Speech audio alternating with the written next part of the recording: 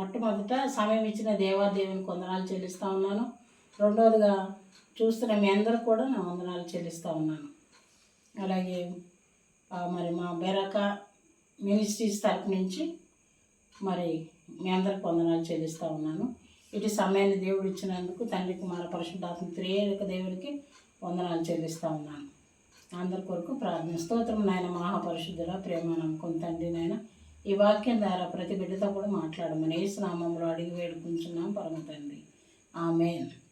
అంటే యెహోవా నా కాపరి అంశము అంటే దేవుడు మనకి కాపరిగా ఉన్నంత కాలం కూడా మనము దేవుడిగా మనం కాపరిగా ఉన్నంత కాలము ఆయన్ని మన కాపరిగా అంగీకరించినంత కాలం కూడా దేవుడు మనకి సహాయం చేస్తూనే ఉంటాడు. అంటే నమ్మాలి, దేవుడు మన కాపరి, ఆయన మనకు సహాయకుడు, మన రక్షకుడు, మన పోషకుడు అని. అయితే 23వ కీర్తన అందరికీ తెలిసిందే. అది మరి యెహోవా నా కాపరి, నాకు లేమి కలగదు, పచ్చిక గల చోట్ల ఆయన పరుణ చేయిస్తున్న శాంతికరమైన జలముల వద్ద నడిపిస్తారని చెప్తున్నాడు.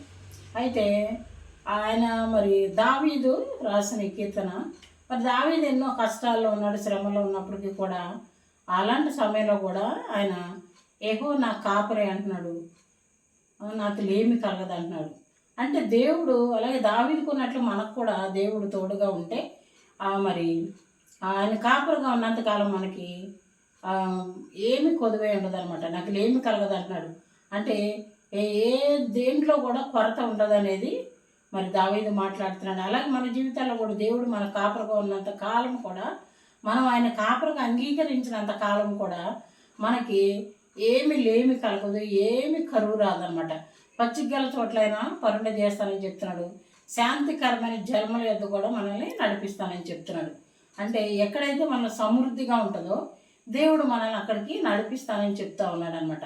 అంటే ఇవన్నీ వాక్యము మనం విన్నప్పుడు చదివినప్పుడు కూడా మనం ఏం చేయాలంటే వాక్యాన్ని వినాలి, నమ్మాలి, విశ్వాసం ఉంచాలి.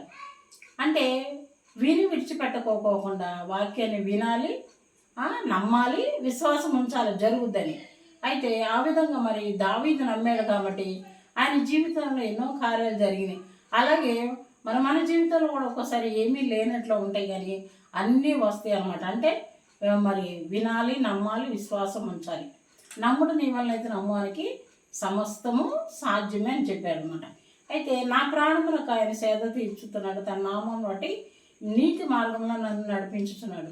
అంటే మనకు ఒకసారి కష్టాలు వచ్చినప్పుడు, శ్రమలు వచ్చినప్పుడు కూడా దేవుని వాక్యం మనల్ని ఆదరిస్తుంది అనమాట. మనకి మన ప్రాణానికి నెమ్మది కలిగిస్తుంది, మన ప్రాణానికి సేద తీరుస్తుంది అనమాట. గాఢాంధకారంలో నేను సంచరించిన అపాయానికి భయపడినాడు.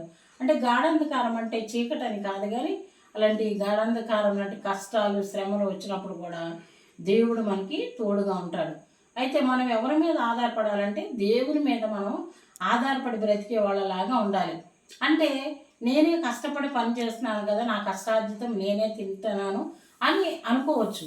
కానీ మన కష్టార్జితం మనం తిన్నా కానీ మనం కష్టపడి పని చేయాలంటే మనకు ఆరోగ్యం ఎవరు ఇవ్వాలి? దేవుడు ఇవ్వాలి. మనకు మరి ఉచితంగా గాలి ఎవరు ఇవ్వాలి? దేవుడు ఇవ్వాలి మనకి ఉచితంగా. మరి దేవుడు మనకి ప్రాణం, గాలి అన్నిటినీ, నీరుని అన్నిటినీ ఇచ్చాడు. అదే కనుక మనకు ప్రాణం లేకపోతే, మనకి శక్తి లేకపోతే మనం పని చేయలేము కదా. అందుకే మనకి ఉచితంగా దేవుడు ఇచ్చిన గాలిని బట్టి, వాతావరణాన్ని బట్టి, ప్రాణవాయుని బట్టి మనం దేవుని స్తుతించే వారిలాగా మనం ఉండాలన్నమాట. అయితే దేవుడు నీకు ఆ శక్తిని ఇవ్వకపోతే నువ్వు వెళ్ళి పని చేయలేవు, కష్టపడలేవు, బ్రతకలేవు కూడా.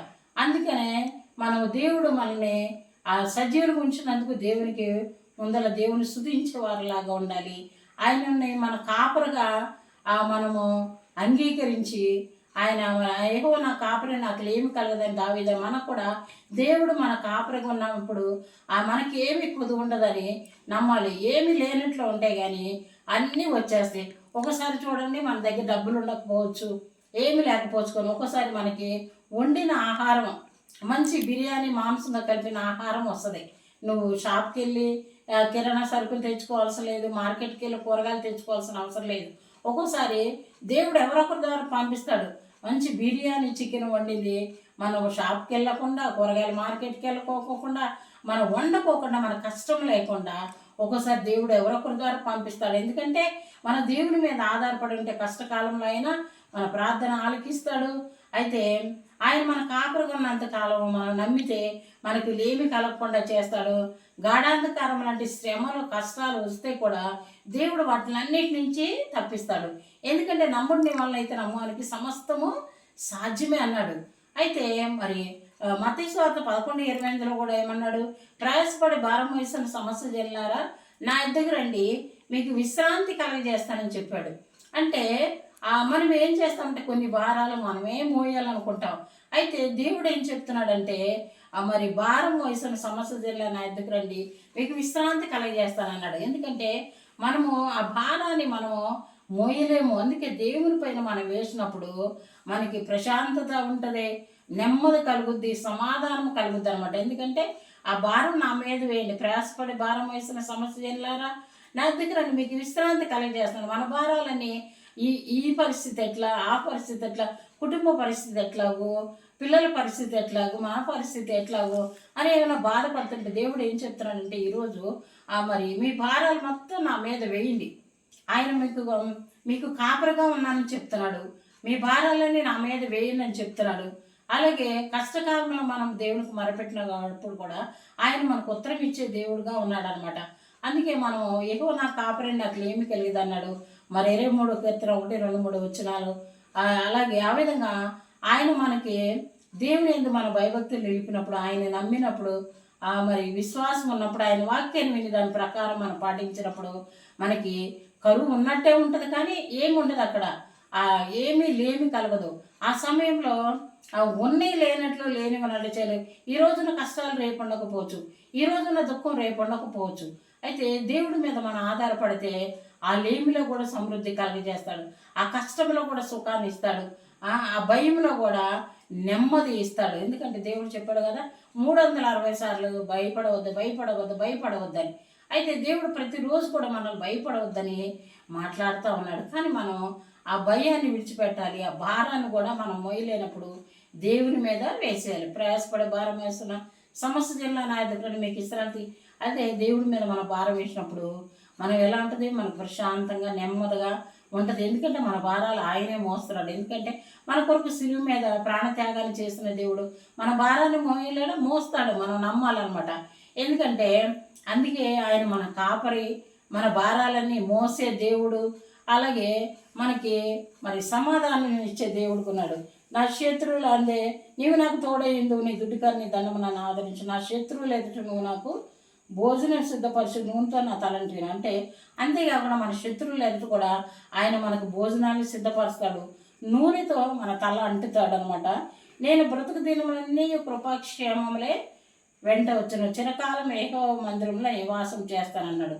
అంతేకాకుండా ఏమంటున్నాడంటే నా గిన్నె నిండి పొర్లుచున్నది.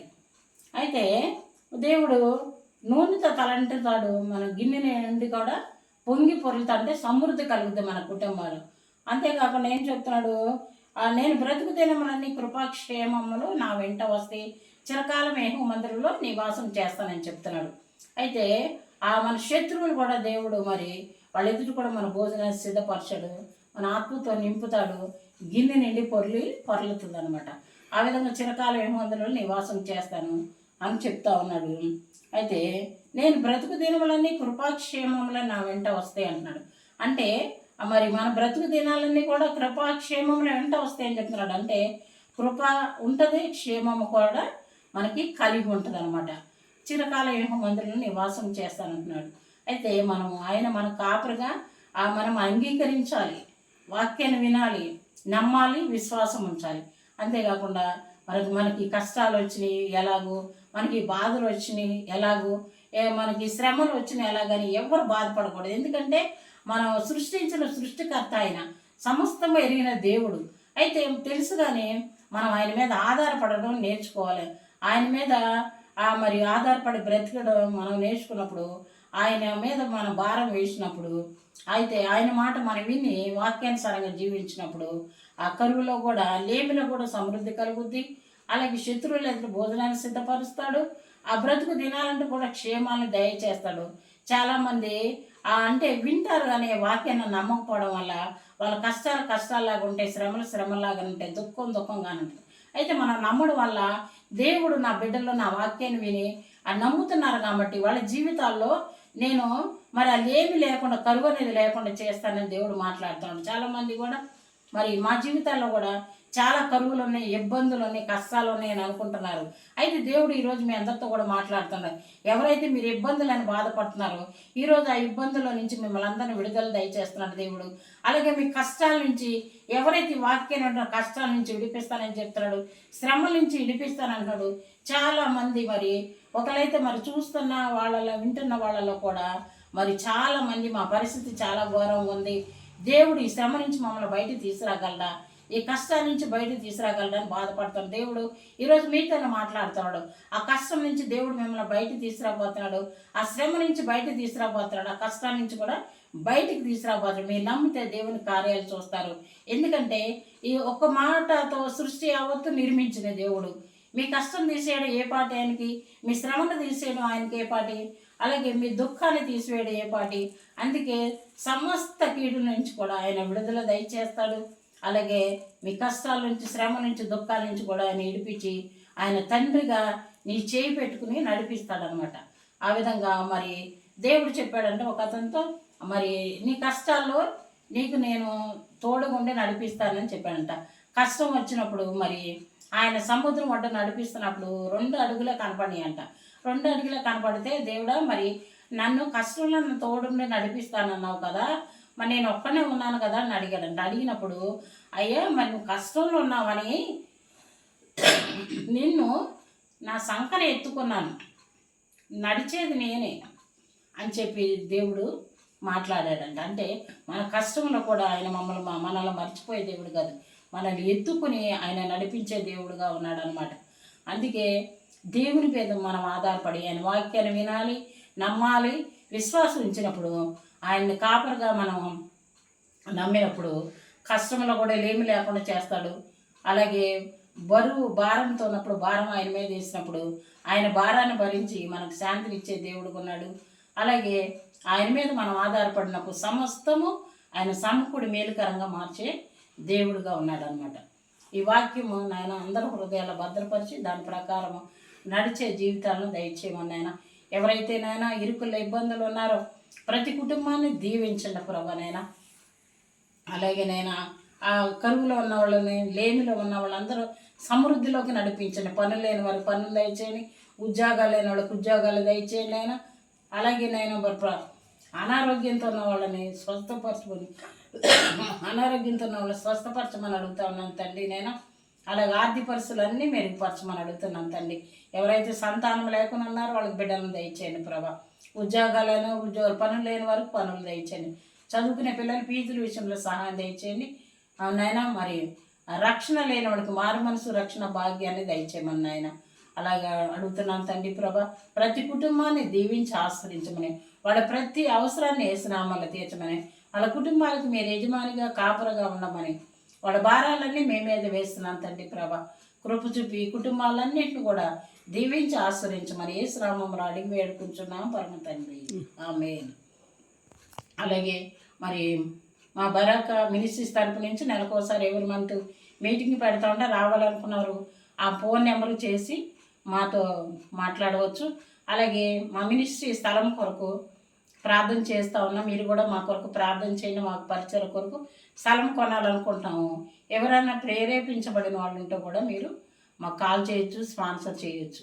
మీ అందరికి కూడా వందనాలు చెల్లిస్తాము. God bless you.